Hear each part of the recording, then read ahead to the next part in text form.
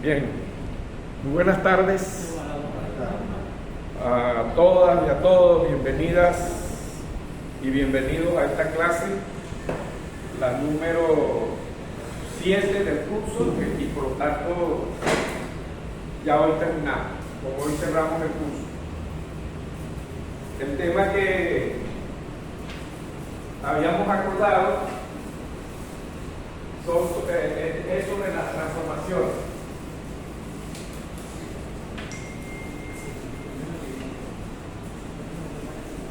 El tema es de las transformaciones.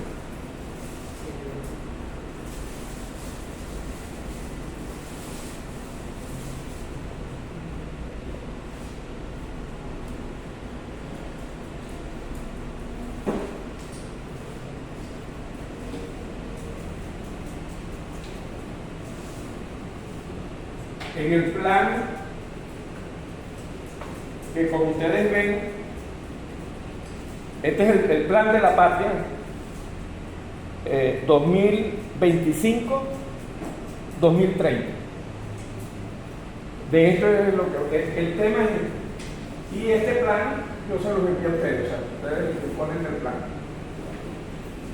No, la clase no va a ser lo que está aquí, lo que dicen ustedes. Vamos a decir las categorías para trabajar el plan.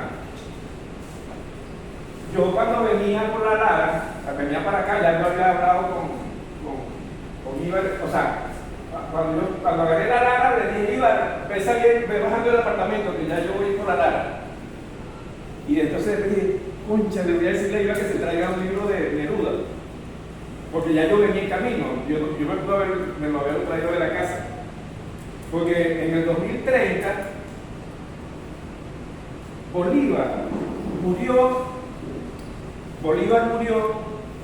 en el 2030 y en el 2030, cuando termina este plan,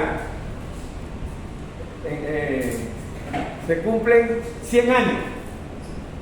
Entonces yo quería que Iván se trajera el poema de Neruda. ¿Tú recuerdas cómo es que dice Neruda? Despiertas cada 100 años. Puedes parafrasearlo, no importa que no sea así textualmente. Yo encontré a Bolívar en la montaña, yendo para España. Le pregunté y le dije, padre, ¿eres o no eres o quién eres?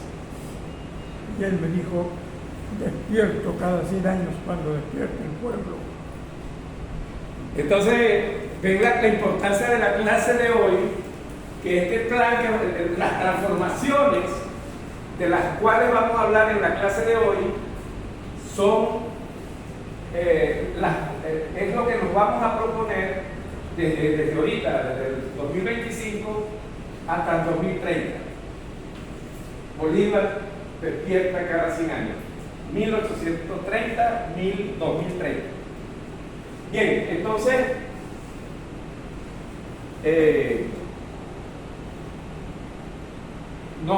son 200 años, porque de 1830 a 1930 se fue ya un siglo. Y entonces de 1930 a 2030 es otro siglo, son 2 siglos de la muerte de los 200 años. Ayer, en una intervención que tengo entendido que fue en la Asamblea Legislativa, Jorge Rodríguez citó a Neruda, pero con un poema más largo. Y ustedes, si pueden buscar eso, porque creo que también los canales de televisión pueden actuar como internet, como esos medios. Pero les recomiendo porque es excelente el poema. También de Neruda. Eso fue ayer. No, es fácil, yo lo busco por YouTube, la intervención, y entonces buscamos el poema, y si lo consigo, tú mismo lo consigues, lo colocamos en la plataforma que usamos, claro, porque esa plataforma sigue activa, entonces aunque termine hoy el curso, para que ellos lo reciban también. Y también buscamos que para pasar hoy. Bien, vamos entonces este es un plan de transformación. Entonces, claro, vamos a comenzar, eso es lo que yo preparé o sea, nosotros preparamos para ustedes algunas cosas previas que no están, lo que yo voy a decir ahorita no está aquí. Si estuviera aquí, no tenía que decírselo, lean el documento. Sobre las transformaciones, no está allí, pero o sea, no está allí explícitamente, yo pienso que está implícito, connotadamente, que tenemos que distinguir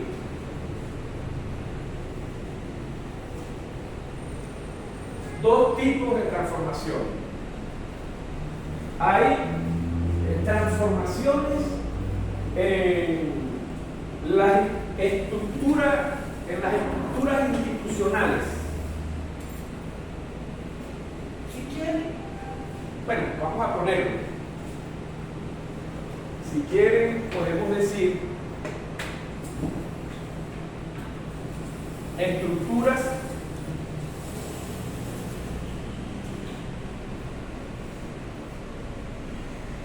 institucionales. No son solo institucionales, las estamos diciendo más con fines didácticos.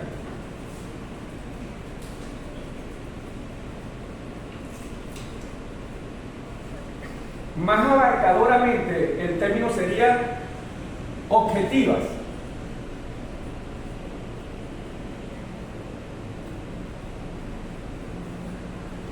Y como les expliqué la vez pasada, hay una objetividad singular y una objetividad plural. Entonces, de esto que estamos hablando en realidad es, ya no me dio tiempo aquí, entonces lo coloco aquí, interobjetiva. Cuando en el año 1917 se produjo la revolución bolchevique en Rusia,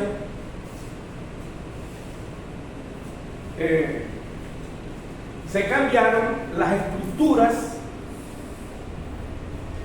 institucionales, todo lo que era objetiva en los distintos campos, político, económico, en todos los campos se cambiaron esas estructuras. Y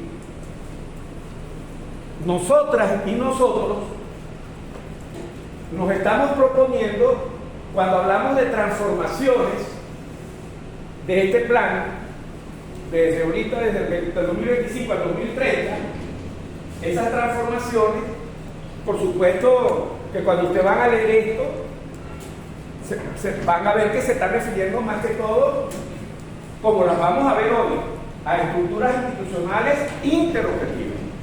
Eso, o sea, es una obviedad. Lo que estamos introduciendo en la clase, en la reflexión, es que no es que esto no haya que hacer, por supuesto que hay que hacerlo, pero no es suficiente. Y eso pasó con la experiencia del socialismo eurocéntrico, para no decir, yo lo llamo así, ustedes cada quien podrá decirlo de otra manera, que cambiaron las estructuras objetivas institucionales, pero no cambiaron la subjetividad comunitaria, es decir, la parte cultural. O sea, una revolución, la revolución bolchevique fue más en la parte objetiva, no en la subjetiva, en la cultural, la subjetividad comunitaria. Se cambiaron, por supuesto, todo, se desapareció el sistema capitalista, hubo otro sistema, pero no se cambió, como no se cambió, vamos a anotarlo aquí de una vez, como no hubo un cambio en la subjetividad. Por cierto, ya que le puse subjetividad, me pasó lo mismo que aquí hay una subjetividad singular. Entonces, siempre cuando estamos aquí en esto que estamos hablando en la clase de hoy, siempre va a ser plural. Entonces, es una intersubjetividad.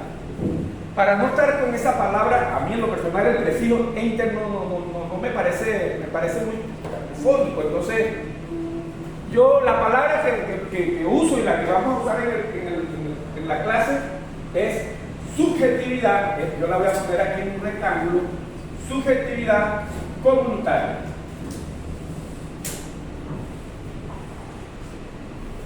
Que es como decir también subjetividad plural o intersubjetividad, es lo mismo, comunitaria. Pero la palabra comunitaria tiene un sentido también conceptual, categorial, porque lo comunitario dice relación con la intersubjetividad, con la subjetividad.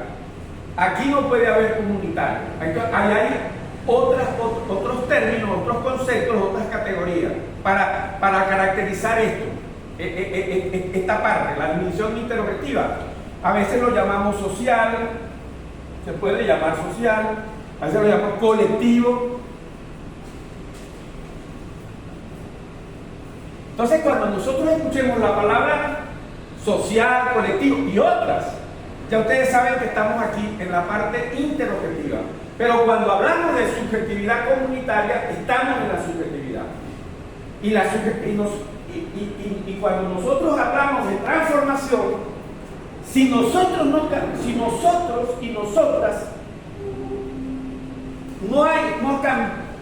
cambiamos nada más las cosas que están planteadas aquí y no cambiamos la estructura, la subjetividad comunitaria, tarde o temprano sucumbe, como pasó con la implosión que hubo en la Unión Soviética, que implosionó. Comenzó más o menos en el 21, 22, el proceso revolucionario, la revolución fue en el 17, y ya finales de los 80 implosiona. Yo uso la palabra implosión para evitar el riesgo de pensar que fue que Estados Unidos acabó con la Unión Soviética. No, Estados Unidos no acabó con la Unión Soviética. Eso acabó solo. Acabó solo por esto. Acabó solo.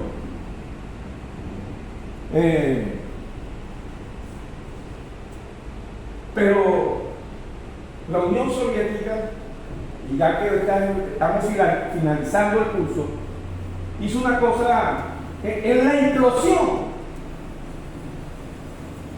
Evitó llevarse los cachos a la humanidad. Eso lo hace China, lo hace Irán, lo hace la Federación de Rusia, lo hacemos nosotros, pero Estados Unidos no lo hace. Ese es el riesgo que tenemos ahorita, porque en el caso de Estados Unidos vive una crisis hegemónica, perdió la hegemonía y no la va a recuperar, no la va a recuperar. Entonces ahí estamos ante la amenaza que ellos como ya no van a recuperar más la hegemonía, entonces se puede llevar a la humanidad, puede desaparecer. Esa es la amenaza que estamos viviendo ahorita, sobre todo en los sitios de mayor tensión en el planeta en este momento, que son principalmente Europa, con la guerra que Estados Unidos le hace a Rusia en Ucrania, y en el Medio Oriente, con la guerra que Estados Unidos le hace al Medio Oriente, a los países del Medio Oriente. Entonces, es decir, nosotros sabemos toda la capacidad nuclear atómica que tiene Estados Unidos. Entonces, bueno, puede desaparecer a la humanidad del planeta. No va a hacer lo que hizo la Unión Soviética, que implosiona, respetó todo, no iba a llevarse todo en los cachos. Eso es lo que quería hacer, esa reflexión sobre esto. Pero ahorita lo importante del tema que estamos tocando, en el tema de las transformaciones, es que si nosotras y nosotros solamente cambiamos las cosas que dicen aquí en el plano social y colectivo, en las estructuras objetivas, institucionales, y no cambiamos la cultura, es decir, la subjetividad comunitaria, nos va a pasar lo que le pasó a la Unión Soviética después de 80 años de experiencia. Le cambiaron esto, como la estamos cambiando nosotros, pero no cambiaron esto. Entonces, de eso nos dimos cuenta hace 25 años. Bueno, antes, pero digamos, vamos a poner alguna referencia. Por eso que dijimos, González, nuestro socialismo no es el socialismo eurocéntrico. Es porque ese socialismo era eurocéntrico. Nuestro socialismo es de nosotros y de nosotras, de la via yala. Es un socialismo de la via yala.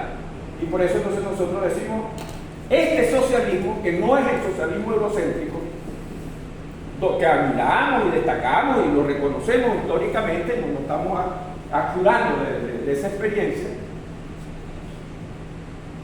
es nuestro. Y nosotros decimos por eso socialismo bolivariano del siglo XXI, o sea que fue socialismo eurocéntrico del siglo XX, y este es socialismo bolivariano del siglo XXI. Para eso es este plan. Bueno, esta era la primera reflexión que quería hacer sobre el tema de la transformación. Todo lo que vamos a hablar esta tarde, en esta corto encuentro, para mí son cortos, algunos dicen no, si para mí son largos, duran hora y media. Pero yo quisiera que duraran toda la tarde, hasta la noche. Entonces yo quería también otro elemento que es importante, porque esto no es fácil encontrarlo. Entonces, si no lo decimos aquí, entonces no agarran por lo menos la idea. Son los momentos. Fíjate lo primero que dije, este es un primer punto. No, hay muchos puntos, pero yo elegí dos para ustedes esta tarde. Nosotros elegimos dos para ustedes esta tarde. Que la importancia que tiene la transformación el cambio de la subjetividad comunitaria. Y este otro tiene que ver que entendamos. Voy a hablar como de los momentos.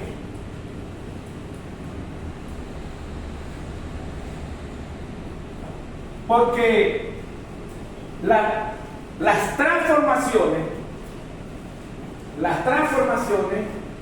tienen dos momentos, que son incluso, esos momentos son diacrónicos, no son sincrónicos, no son al mismo tiempo, pero son un tiempo y después otro tiempo.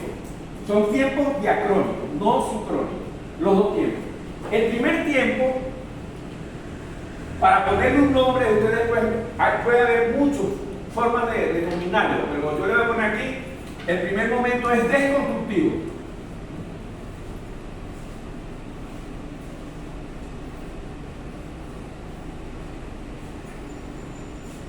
Y el segundo momento es esto tiene un sentido. Hoy no lo tiene, o sea, lo que pasa es que como esto es muy apretada la explicación, lo que quiere decir que eso no es inocente, el ponerle el prefijo que es reconstructivo. Porque hablando en términos históricos, hay una construcción, esa construcción se fetichiza, se corrompe, entonces hay que destruirla, pero ya estaba construida. Entonces, lo que viene después, en el caso nuestro, no es construirla, lo que estaba construido hay que volverlo a construir. Entonces, por eso este segundo tiempo es reconstructivo. Son categorías, nombres de categorías muy importantes, que hay que cuidar mucho cómo las estamos planteando. Como le expliqué la vez pasada, porque eso no aparece entre nosotros aquí en este curso de posgrado. La crítica, los argumentos que estamos dando, ¿por qué no es mundo multicéntrico? Porque si nosotros estamos luchando por un mundo multicéntrico, bueno, también, que haya muchos centros. Nosotros no queremos que haya un solo centro, o dos o tres centros, que haya múltiples centros, también. El tema es que si hay centro, tiene que haber periferia. Porque ¿cómo? ¿Centro de qué?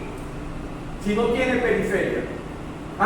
Entonces nosotros no estamos poniendo a convertirnos en un centro para que haya muchos centros.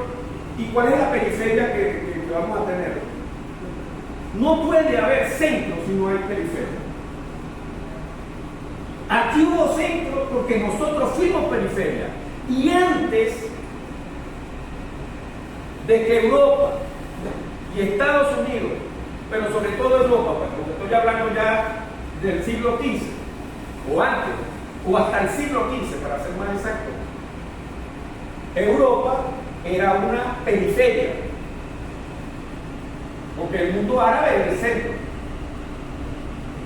Entró en crisis, como entró en crisis la hegemonía de Estados Unidos, entró en crisis la hegemonía del mundo árabe musulmán. Y entonces Europa, que era una periferia, cruza el Atlántico, invade la Via Yala y nos convierte a nosotros en periferia. ¿Entiendes cómo es que opera la geopolítica de centro-periferia?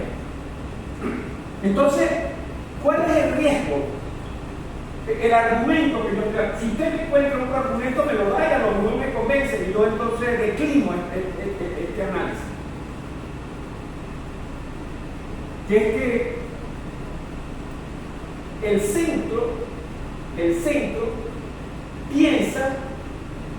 pensando como centro, piensa que tiene que tener una periferia. O sea, no hay centro sin pensarlo como dominación.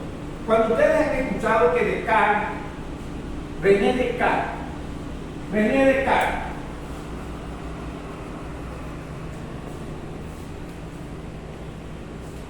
decía, pienso y después existo. ¿Qué es lo que estaba pensando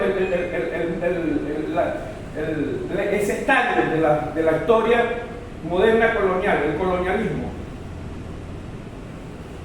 Yo pienso en dominar, porque soy centro, tengo que dominar a la periferia. Entonces, existo pensando que soy el centro y que necesito una periferia para dominar. Un centro que no domine no es centro. En cambio, esa es la geopolítica del centro. Nosotras y nosotros somos otra geopolítica. Es la geopolítica de la periferia, porque Venezuela es una periferia. Entonces nosotros, y la periferia, escuchen bien, la periferia, así como lo que piensa el centro es en dominar, la periferia que es dominada, ¿cómo va a pensar en dominar? Piensa en liberarse. Entonces la geopolítica de la periferia, de nosotros, la periferia del sur de la Via Yala, es la liberación. Entonces, yo lo digo con mucho cariño también, cuando no estoy descalificando a nadie, que empiezas a hablar de mundo multicéntrico. Si tú te mueves de la liberación a la dominación, eso es lo que pasa si tú empiezas a plantear una lucha por el mundo multicéntrico. Entonces, en este curso nosotros hemos reivindicado y defendemos el mundo pluripolar, no un mundo multicéntrico. Esto es delicado, esto es aquí internamente, nadie nos está viendo. Esto es de consumo para nosotros, para discutirlo. No es verdad, puedo estar equivocado, yo estoy dando argumentos. Y cualquiera de ustedes me puede dar otros argumentos, no sirven. Yo creo que es importante el mundo multicéntrico. Nosotros tenemos que luchar por un mundo multicéntrico. Bueno, eso es lo que estamos planteando.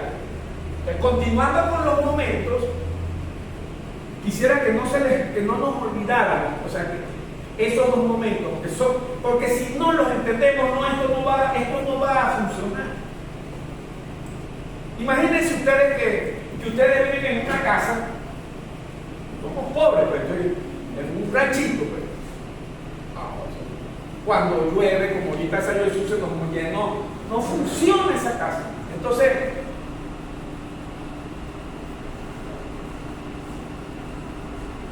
para la nueva casa, para lo nuevo, para el nuevo tiempo, como decíamos en la clase pasada, porque el viejo tiempo ya pasó, pero estamos ahorita en lo nuevo.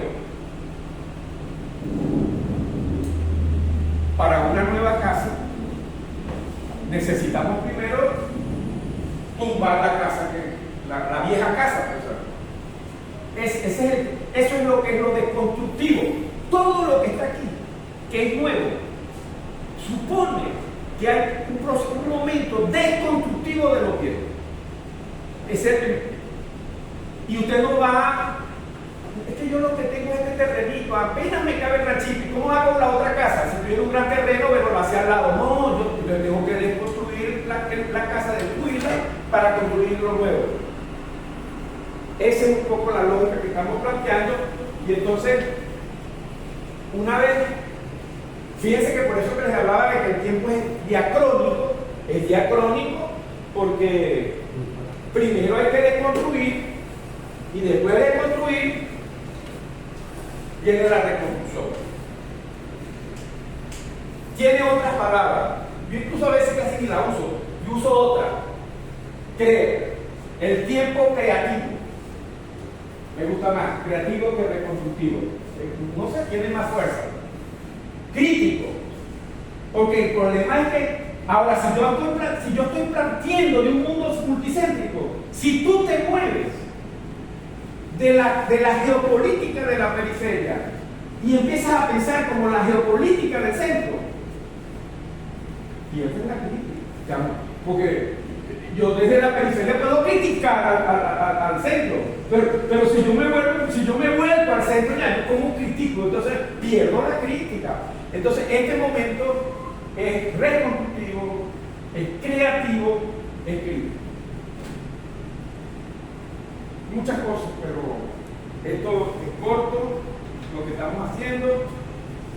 Y entonces vamos a poner entonces cuáles son las 7 transformaciones que hemos definido desde el 12 de enero. La primera vez que yo la escuché fue el 12 de enero en el mensaje que el presidente Maduro hizo en la Asamblea Nacional. Y ya estamos 15 de noviembre. Desde allí lo estoy viendo y leyendo y estudiando, trabajando, reflexionando. Son 7 transformaciones. Yo las voy a colocar. Ellas tienen un orden, una numeración. Yo no sé si quién las hizo ni nada de esas cosas, pero a mí no me importa el orden como cuál es una primera. Todas son igualmente importantes, se conflictan. Pero yo a ustedes quería planteárselas aquí. El orden, voy a invertir el orden. Voy a empezar por la última transformación. Voy a empezar por la última transformación, es decir, voy a empezar al revés, voy a empezar por la número 7. Entonces, la número 7, la transformación número 7, es la transformación, esta transformación es la transformación geopolítica.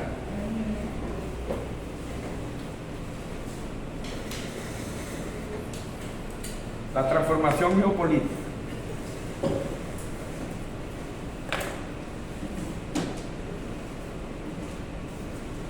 Bueno, si hay alguna cosa que nosotros en estas 7 clases hemos dedicado tiempo, es a eso. O sea, casi todo el curso terminó siendo de geopolítica. Posiblemente hoy no le vamos a dedicar mucho tiempo, le vamos a dedicar a otra, por ejemplo. Tampoco a las 7, ¿cómo vamos a qué hora vamos a terminar así trabajando? Entonces, la 6 es la ecológica. Tenemos que transformar la geopolítica. Ya yo acabo de decir que la geopolítica es la geopolítica desde la periferia, no del centro, del mundo mundial, del centro, es de la periferia. Bueno, esta es la económica. Después la número 5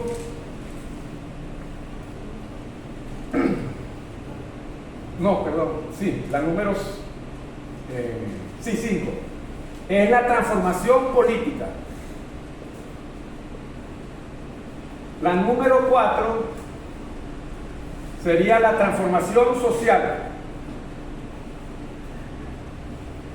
La número 3 sería la transformación, posiblemente, cuando ustedes lean el documento, si a lo mejor ya lo leyeron, está con otras palabras. Lo que pasa es que a veces yo tengo que usar recursos didácticos con ustedes, entonces a veces les cambio así términos como para entenderlos, porque a veces los términos son muy ambiguos.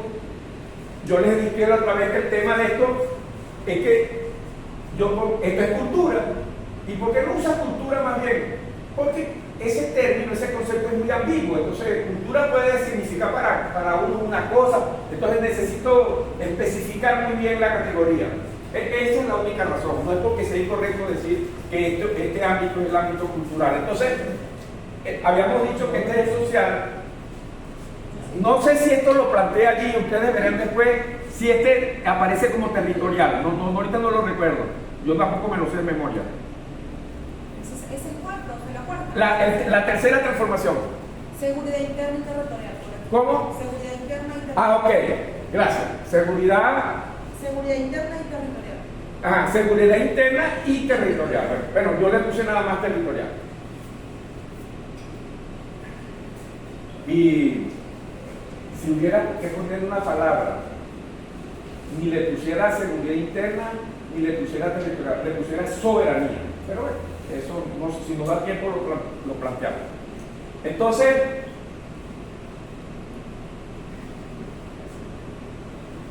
la segunda es la independencia.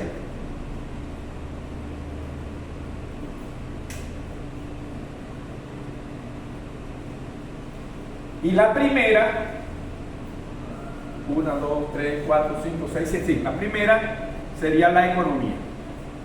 La económica, porque estamos hablando de transformaciones. Transformación geopolítica, transformación ecológica, transformación política, transformación social, territorial, independencia y económica. Transformación económica. Esas son las 7. Invirtiendo el orden. Todas son, yo hago lo que fue en julio, con los trabajadores de las empresas que de la gobernación, de 8 semanas.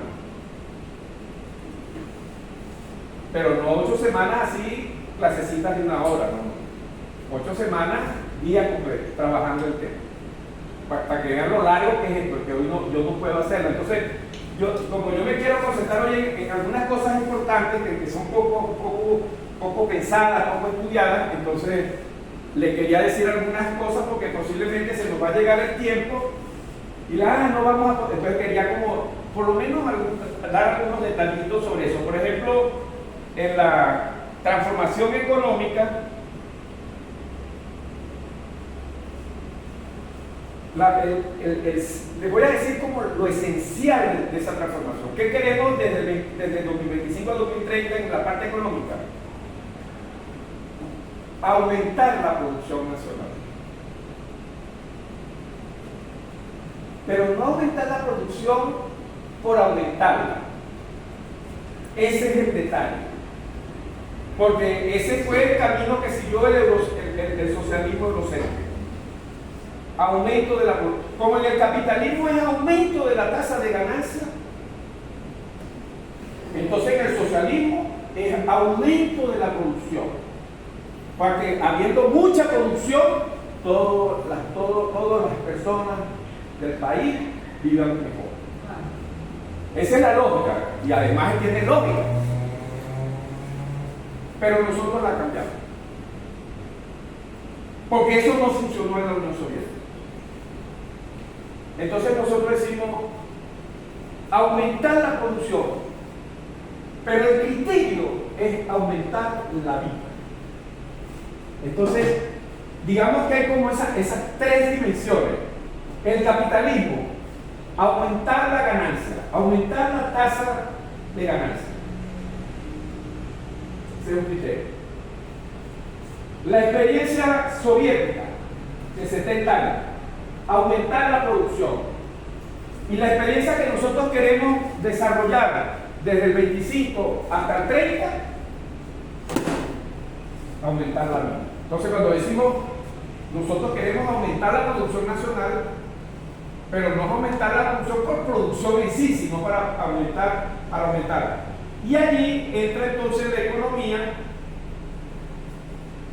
Bueno, no solamente es aumentar la producción nacional, sino además hay otro criterio que es diversificar. Aumentar la producción de hidrocarburos, o sea, gas, petróleo, hidrocarburos, pero aumentar además en otros ámbitos, en otros campos. Eso es lo que nos vamos a plantear de aquí al 2030. En la agricultura, que lo hemos logrado ya. Acuérdense que antes nosotros casi toda la comida la importábamos. Ahorita todo el 90% de las cosas que consumimos son producción nacional. Eso hay que seguirlo fortaleciendo. Entonces, fíjense, voy a nada más nombrársela: la agricultura, la pesca, el turismo, la manufactura y la tecnología. Eso tendría que explicar uno por uno, porque esos rubros son los que nosotros queremos hacer. Y son muchos puntos, yo nada más lo estoy diciendo así como los esenciales. Uno es el fortalecimiento de la moneda del Bolívar, pero hasta ahí lo dejo porque ya salimos de economía. Vamos ahora a la independencia. En la independencia, como lo planteó ella, seguridad interna, no, esa como que soy territorial, ¿no? En independencia, bueno, la independencia, esta parte, un poco para no hablar tanto, es más o menos esto. La independencia.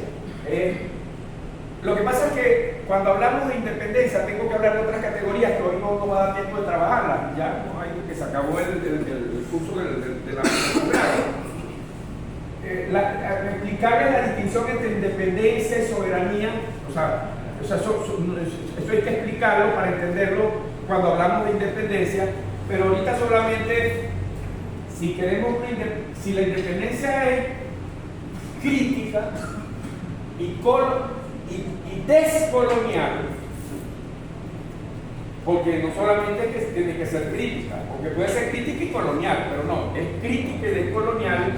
Entonces, eso exige, sobre todo mucho aquí, el cambiar la subjetividad, la intersubjetividad colonial a y tenemos que descolonizarnos. Fíjense que no es una descolonización administrativa, no. ¿Qué tiene que ver la descolonización? Sí, porque la descolonización de la que nosotros hablamos hoy día es la descolonización epistémica, que nosotros no pensemos como europeos o como estadounidenses, sino como venezolanos, como de la patria grande, de la Avia Yala. Listo. La territorial es así. Ya habíamos hablado que ahí tenemos que trabajar mucho. En la parte territorial tenemos que fortalecer nuestra soberanía, y eso tiene que ver con otras categorías como el poder popular. Hay una parte que ojalá que cuando terminen este posgrado y quieran acceder al doctorado, podamos continuar, y además que me permitan a mí explicar estas cosas con ustedes para trabajar un poco esto del nuevo sistema de derecho. Pero ya a esta altura, ya como voy en esta tarde a explicar qué es el nuevo sistema de derecho. Bueno, les puedo decir, para que lo tengan presente, los niveles, por lo menos 3 niveles importantes que hay que tener presente en el sistema de derecho. Yo creo que yo ahorita voy a comenzar un postdoctorado en una clase porque creo que es sobre investigación penal. Si toco en algún momento con lo que están haciendo el postdoctorado, eso es en otra universidad, no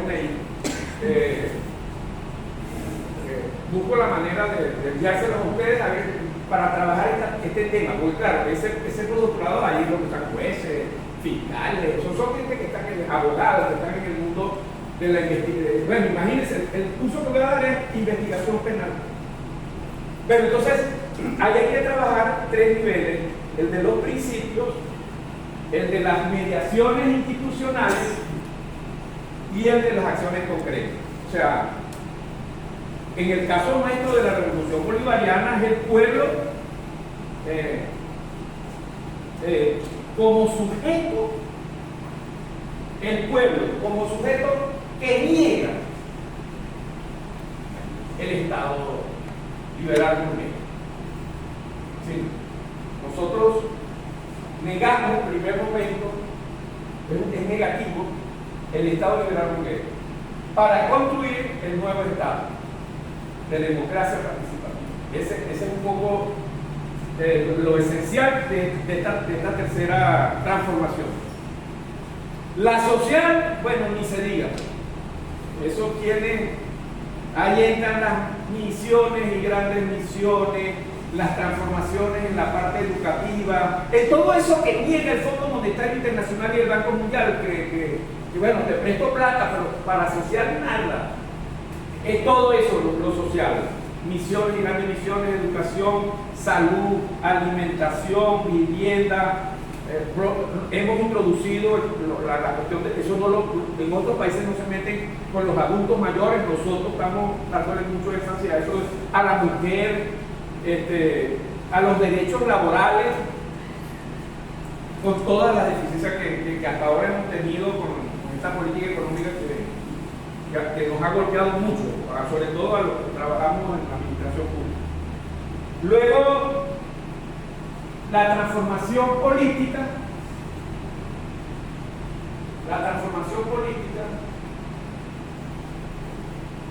que esa también es muy importante, porque necesitamos, en las cosas que necesitamos transformar desde el punto de vista político, entre el año que viene, el 2025 y el 2030, es ir cambiando aquí, en este terreno que hemos hablado de la subjetividad comunitaria, ir cambiando las lógicas, porque hay una revolución, pero seguimos con las mismas lógicas, modelos coloniales. Entonces, principios organizadores, seguimos con los mismos principios organizadores. Entonces,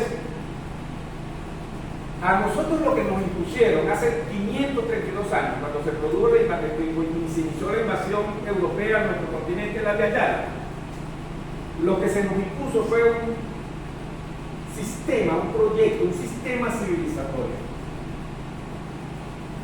europeo, o eurocéntrico, para decirlo más exacto, que niega cualquier otro sistema civilizatorio. No admite pluralidad, entiende la importancia del mundo pluripolar. Entonces no admite. Entonces nosotros necesitamos construir no ese sistema civilizatorio, sino un nuevo sistema civilizatorio. Bueno, para resumirlo, queda mejor resumido diciendo: en lo político, una nueva subjetividad comunitaria. Nosotros a veces la traducimos en la Constitución, en el preámbulo de nuestra Constitución, como una democracia participativa y protagónica. Bueno, pero eso tiene que ver también con los movimientos sociales, pero bueno, así decimos, y tiene que ver con esto, con el plan de la patria. Bueno, en realidad yo le estoy diciendo plan de la patria para abreviar, pero son las 7 transformaciones .next. Next.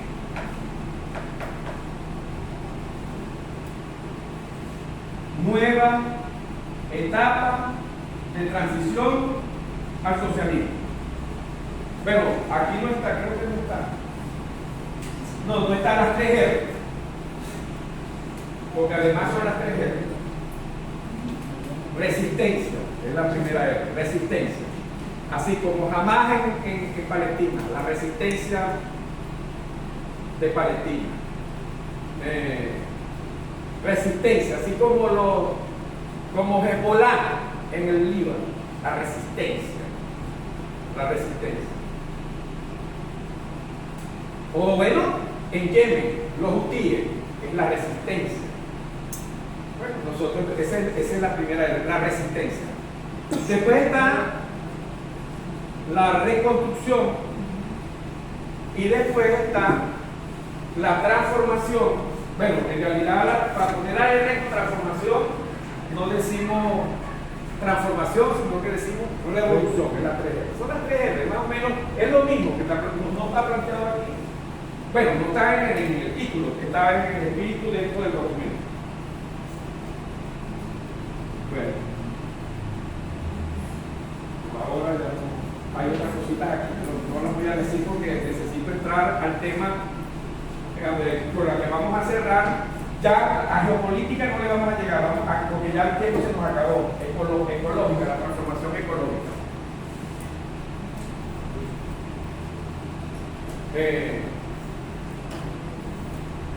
Ya me queda tanto tiempo que estoy pensando incluso cómo resumírselo lo más que puedo, esta parte económica. Porque el capitalismo global, mundial, tiene desde hace años una tendencia decreciente, o sea, una tendencia decreciente, así, una caída de la tasa de ganancia. Y el capitalismo no puede funcionar, ni siquiera manteniendo la tasa de ganancia, sino que la única manera de que funcione es aumentando constantemente la tasa de ganancia.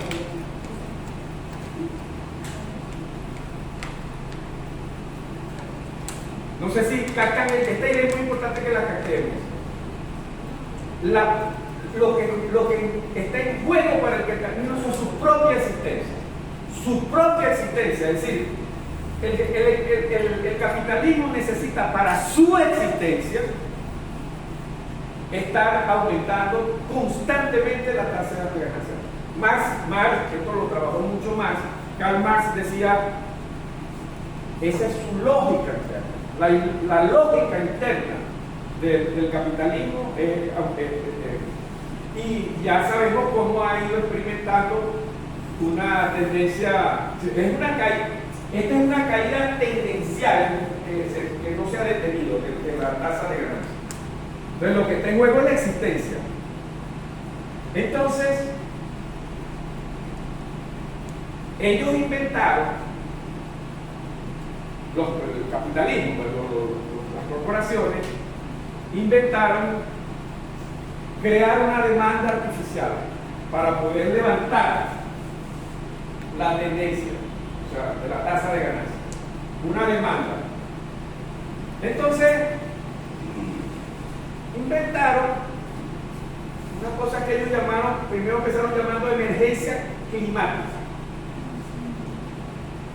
Bueno, en realidad primero creo que lo llamaron calentamiento. Calentamiento global, eso ahorita sí. Ya eso lo han ido cambiando, porque ya ahorita ya no hablan de calentamiento global, ahorita hablan del cambio climático. Cambio climático. Entonces, cambio climático. Todo el tiempo el clima está cambiando, desde que existe la Tierra, el planeta, el universo, está cambiando, el clima está cambiando todo el tiempo. Entonces ellos dicen cambio climático. Y ellos tienen un grupo, ahorita no quiero, lo pueden buscar con las siglas, es un centro de expertos, son expertos, pero usan las siglas IPPP. Eso es de la ONU. Entonces, son un conjunto de científicos. Bueno, científicos dicen ellos, yo lo diría entre comillas. Pero en esos científicos no entran los miles de científicos, porque cualquier científico que diga una cosa contraria a eso Entonces no lo publican, nadie los... Bueno, lo conocemos y hay que hacer un gran esfuerzo para buscarlo y leer sus libros, ¿no? Pero no lo van a encontrar.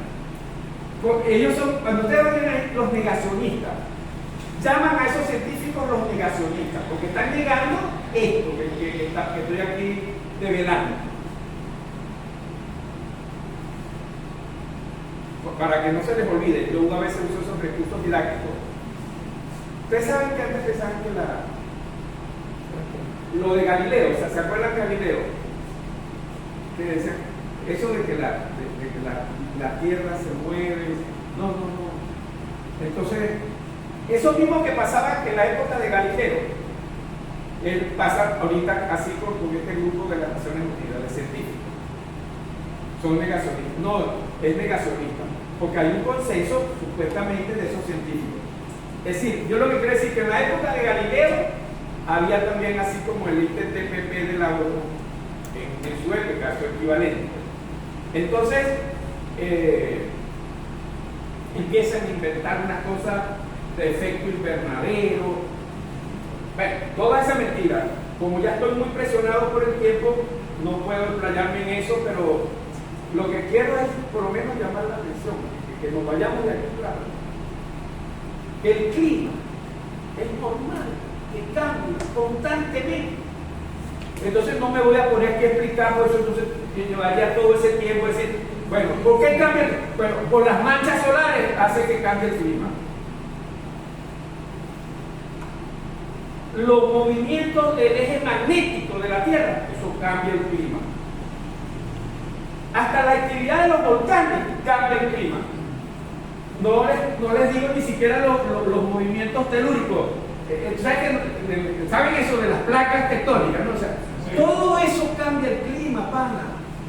Y yo no estoy diciendo que la producción industrial no cambie el clima, pero estos científicos, que son los que tenemos que leer, dicen, sacan las cosas, son científicos, no son cosas que están en especulaciones, son trabajando con hechos, dicen el 16%.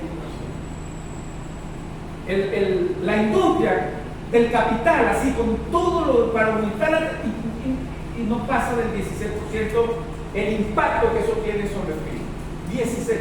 Y el 16% no va ni a recalentar ningún planeta. Eso no, bueno, pero esa es la mentira que nosotros nosotros, los gobiernos del mundo, posiblemente hasta nuestro propio gobierno se pueda comer esa mentira. Pero, entonces, yo lo que quería era plantearles que qué es lo que ellos inventaron.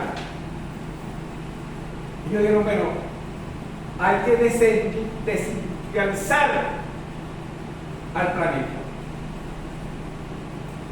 Fíjate la gravedad. Entonces hay que crear para crear demandas. Bueno, entonces te inventan eso. Entonces no vamos a usar más gasolina, no vamos a usar más gas, no vamos a usar más carbón.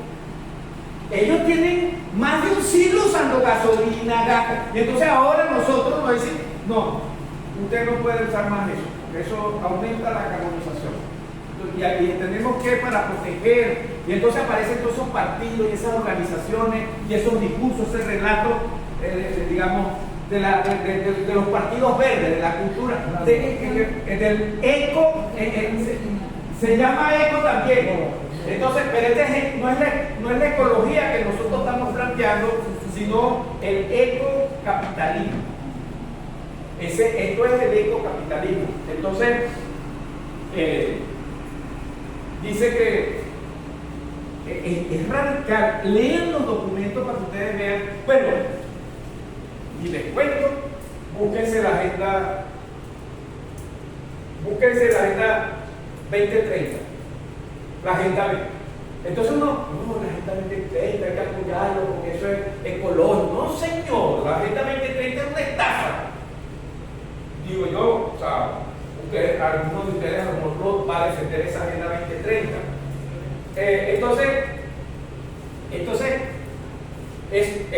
Todo eso viene de los países que se autollaman desarrollados. Entonces, los países desarrollados dicen, ustedes de la periferia de Venezuela, renuncien a los vehículos que usan gasolina, o gasoil, o gas. Renuncien, voten para que compren vehículos eléctricos. Después que tienes un siglo usando, entonces nosotros no podemos tener un carro, porque usted no se imagina los carros que los vehículos eléctricos, además el mantenimiento de los vehículos eléctricos. Entonces, no podemos tener un carrito ahorita que usa combustible barato, porque a los países solarios dicen, no, eso que yo hice no lo pueden seguir, no lo pueden hacer ustedes.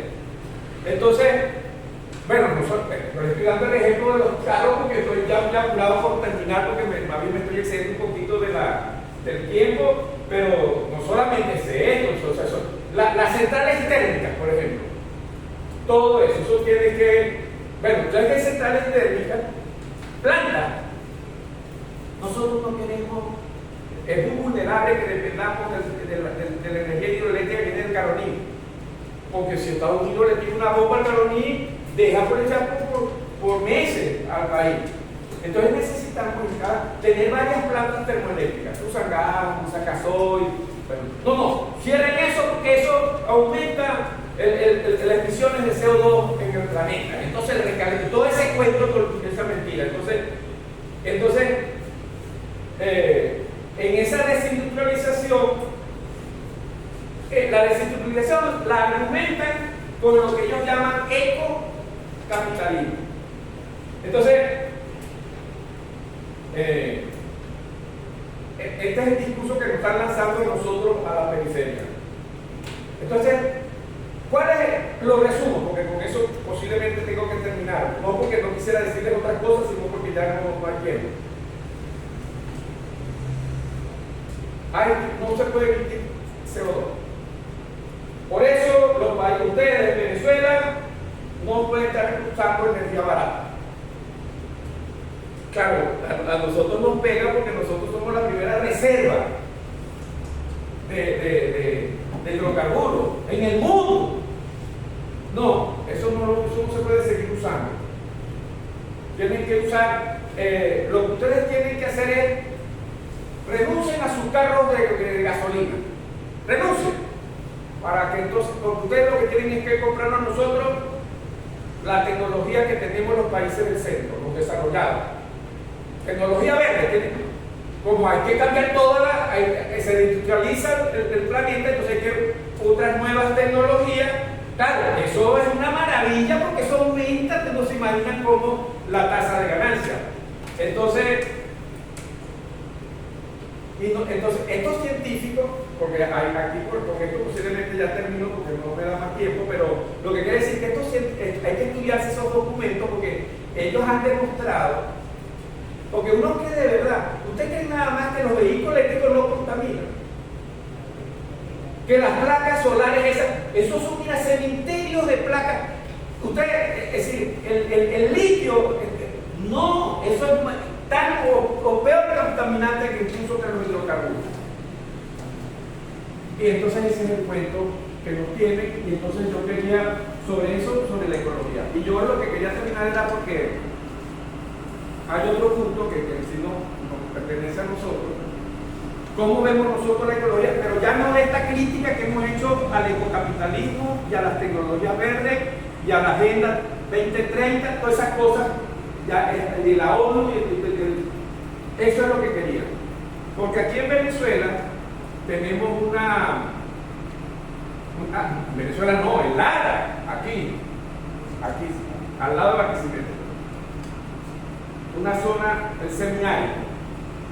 Entonces en el semiárido es una cosa muy frágil. Entonces usted no se imagina lo que le cuesta a la naturaleza que ahí nazca una mata de cubí y se mantenga, que nazca una mata de curarí y se mantenga, que ahí nazca una mata de vera y se mantenga. Entonces ese capitalismo, entonces, ¿qué es lo que está haciendo en esta zona nuestra? Que no estamos aquí hablando paja de eso de la transformación ecológica. Ahí tenemos que dar un parado a eso. Porque entonces hay un proceso de deforestación, de tala, sobre todo de la más importante, que es la vía.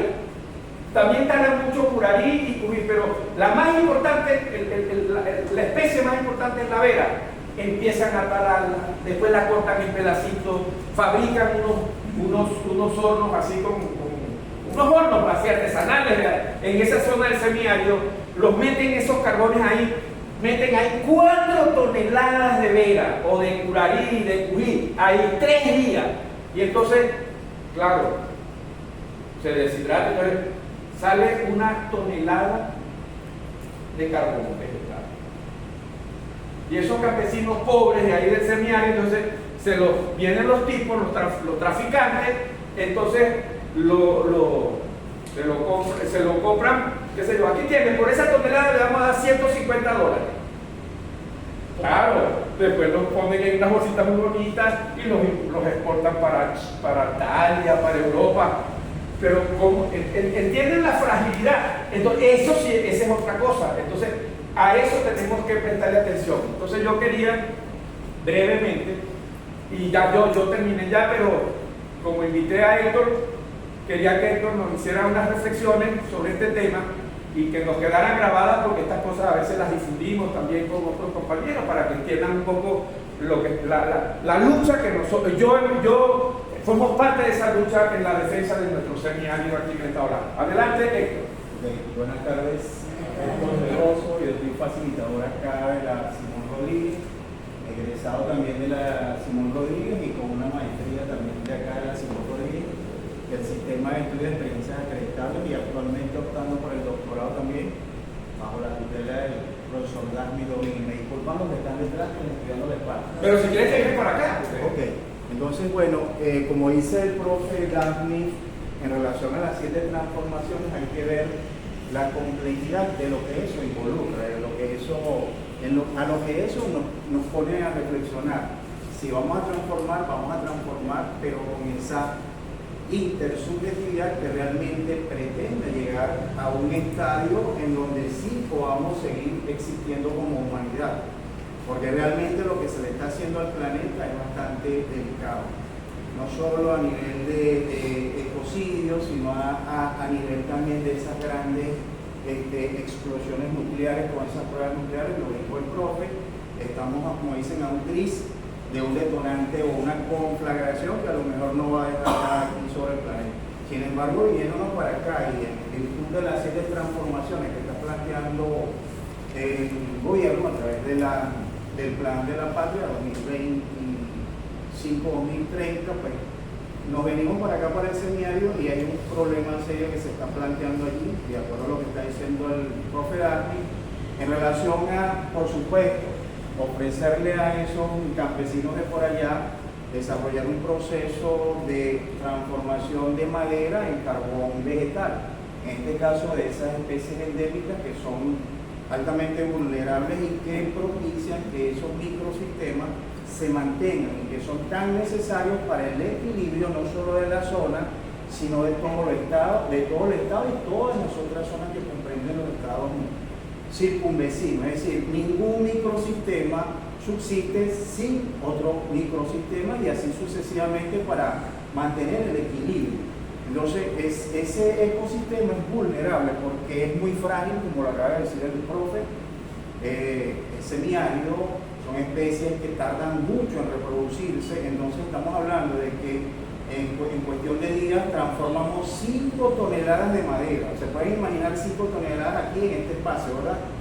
Acumuladas, 5 árboles, no estoy hablando de 5 árboles, sino grandes árboles, porque son frondosos, que hay que talar con motosierra, porque ya no utilizan hachas como lo hacían hace tiempo atrás. Yo soy oriundo de esa zona y estoy haciendo un trabajo allá formativo, educativo, desde la formación, quiero decir, desde acá de la extensión de la Simón Rodríguez, por el CEPAC, del cual el profe también está adscrito, un proyecto que se llama ENFOE.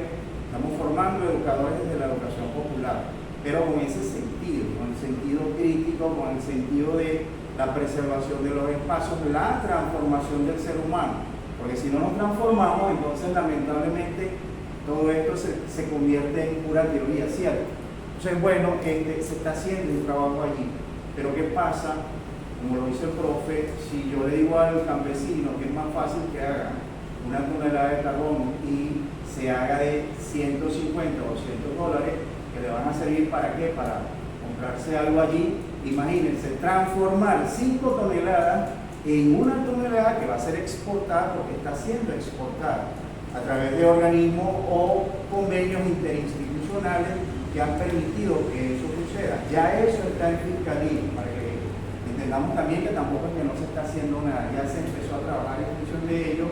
Sin embargo, es un proceso lento, arduo, que convoca, que nos permite que podamos de alguna u otra manera, como dicen, poner nuestro punto allí en relación a qué debemos hacer, cómo debemos propiciar los espacios para que esos cambios que son trascendentales sí se cumplan, pero no desde la transformación, desde la destrucción y desde el daño ecológico, sino desde la transformación, desde el niño que está empezando el preescolar, que siembre sí ese árbol de Simón Rodríguez, pero que lo siembre con la conciencia de que cuando él esté grande, el árbol también va a estar grande, ¿cierto?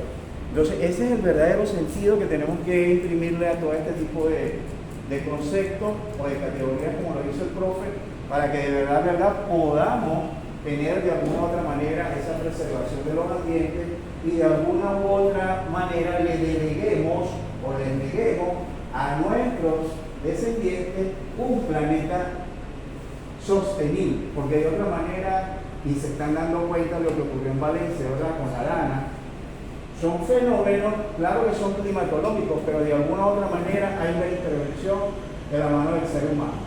Al igual que en Arabia Saudita, una nevada en el desierto, una nevada, que eso es insólito, en un desierto con temperaturas de 45, 55 grados, enorme el calor, que haya un proceso de clima con nieve, eso es igual que aquí en el pico Espejo, hay unas nevadas que no habían ocurrido antes. Y bueno, todas esas cosas ameritan pues justamente esos criterios de que nos debemos abocar realmente a que esto se hay que tomarlo en cuenta, estas proposiciones, pero que partan desde lo que nosotros hacemos en nuestro espacio y en la medida en que podamos de alguna u otra forma contribuir a que esos cambios sí se gesten. Entonces, bueno, estamos haciendo ese trabajo por allí. Hay un grupo ecológico que se llama Iniciativa Cotoperí, que también es un árbol endémico de la zona, parecido al mamón, muy sabroso por cierto. Entonces ellos están trabajando desde el punto de vista ambientalista para que se sumen conciencia y de alguna u otra manera se llegue a algún acuerdo con estas procesadoras, con estos compradores del carbón, y que a esta gente, en vez de darles una motosierra, se les dé un instrumento para que trabajen de otra forma. Ellos trabajan perfectamente con otros cursos, pero como les digo, el capital llega, los convence y les dice que es más fácil transformar 5 toneladas de madera en 1 tonelada de carbón con el usufructo de ganarse 150 o 200 dólares, que no es nada. El daño que están propiciando es enorme. Entonces, es el llamado a esa conciencia. Estoy completamente a la orden acá. Cualquier cosa que requieran en relación al tema, pues perfectamente, al igual que con el profe Dani. Muchas gracias.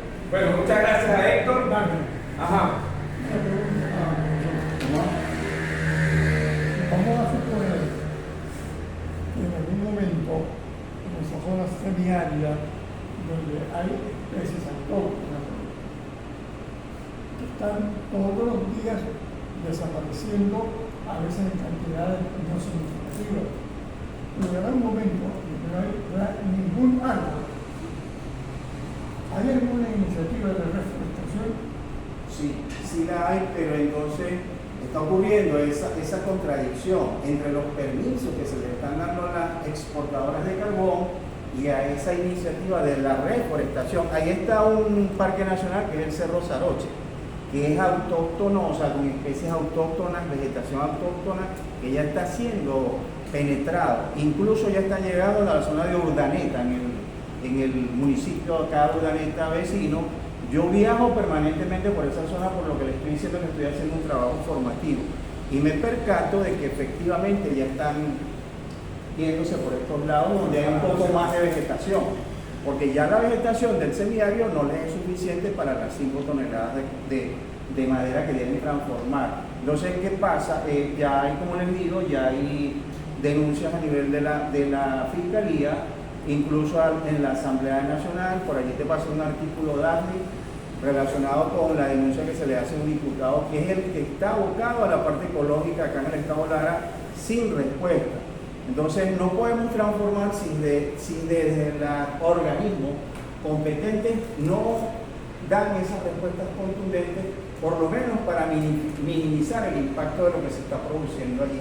E igualmente, con Imparques me he encargado de hacer las gestiones para llevar talleres, en lo que está preguntando el profesor Ibarra, para la reforestación. ¿Qué pasa con la reforestación en esa zona? Que es muy delicada. No es como en cualquier área, porque allí hay animales, sobre todo caprinos, que las plantitas pequeñas ellos se las comen.